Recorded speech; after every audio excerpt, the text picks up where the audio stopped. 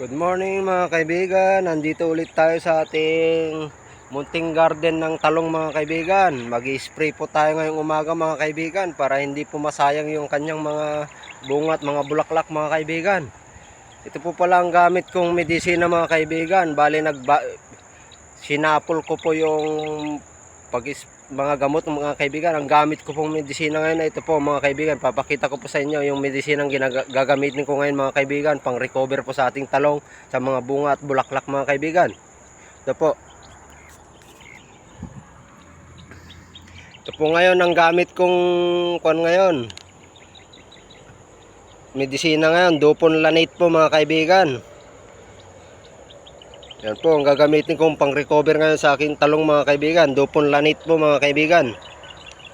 Dupon Lanate po ang gagamitin kong medisina ngayon umaga. Ito po ang ating talong mga kaibigan.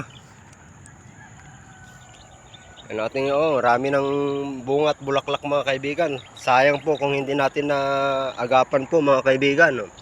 Marami na pong mga bunga mga kaibigan. Yung mga bunga mga kaibigan. Mga bulaklak napakarami po mga kaibigan.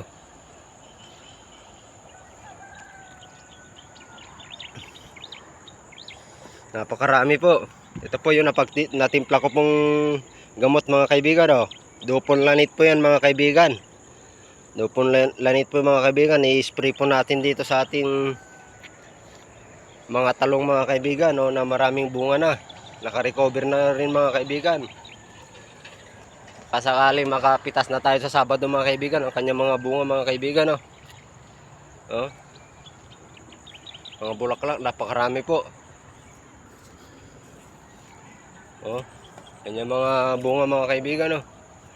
Andun pa kanyang mga bunga doon sa kabila mga kaibigan. Yung mga bunga mga kaibigan. Kailangan po ma-spray na po natin yan. Kanyang mga bunga doon sa mga kaibigan.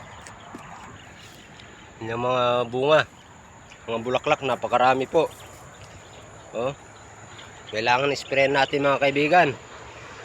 I-spray po natin itong natimpla natin na Dupon Lanate po mga kaibigan.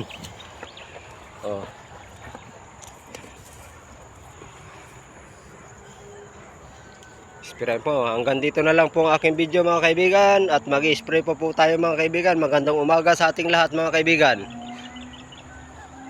Ito po pala si Sus Inaldo Tolentino sa FB po mga kaibigan. At sa YouTube channel po mga kaibigan, Boy Sitaw 2 mga kaibigan. Boy Sitaw 2 mga kaibigan sa aking YouTube channel. Hanggang dito na lang po. Magandang umaga sa ating lahat.